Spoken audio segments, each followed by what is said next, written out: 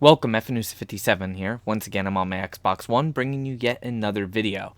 In today's video, I will be showing you how to get the Extreme Engineering achievement in the game Outriders.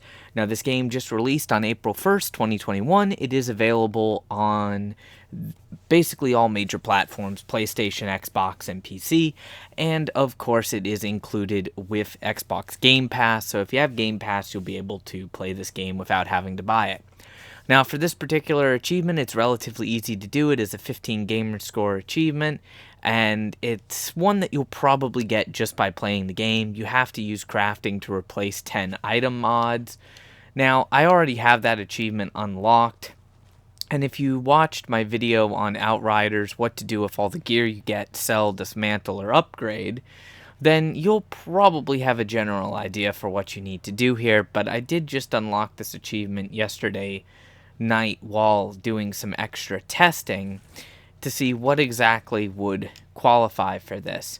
So once you've gone through the first town and you have this particular NPC unlocked, you will have an option at any of the camps to talk to that NPC and click on I need to upgrade my gear.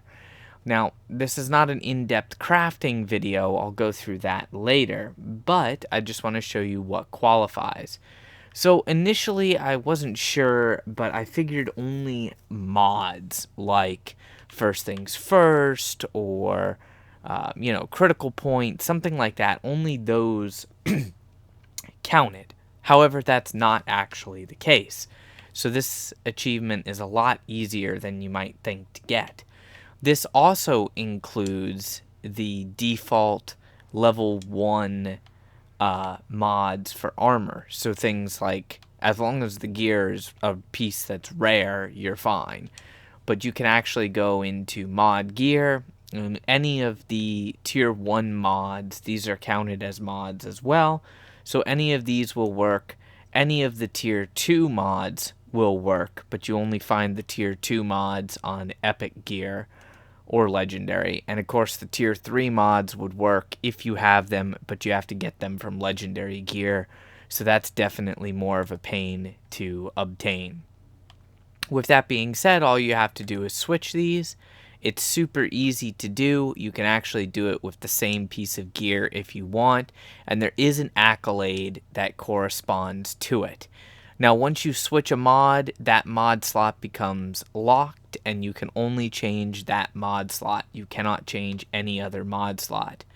But it's very simple. Just click on the one that you want, and then click on the button mod slot 1, or if it's an epic piece of gear, you could do mod slot 2.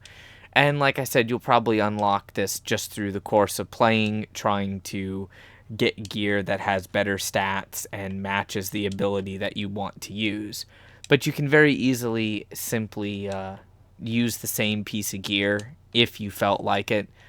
Obviously, you can use different pieces of gear. It doesn't really matter. It barely costs any leather or iron. It's like less than 200, even for level 20 and level 30 gear. So very easy achievement to get. You do that 10 times and then you have your achievement unlocked. So I'm just going to cycle this real quick, and then I'm going to show you this actually corresponds to a accolade in game. So if you want to track your progression and you've already done the achievement and you're just after accolades, you can also finish up this accolade pretty darn easy if you so choose to do it. It is under the item management category, and you have to scroll down a little bit here, but it is called the redesign accolade. And what you have to do is the very first tier of it is for the achievement, where you do it 10 times and then you get that tier completed. The second tier is 25, third 45, 70, and 100. So you do that a grand total of 100 times and you'll be done with that accolade. Now, the accolades in and of themselves don't really have any major impact except for cosmetic customization and, of course, the achievement for reaching the overall accolade level 10 and then the overall accolade level 20.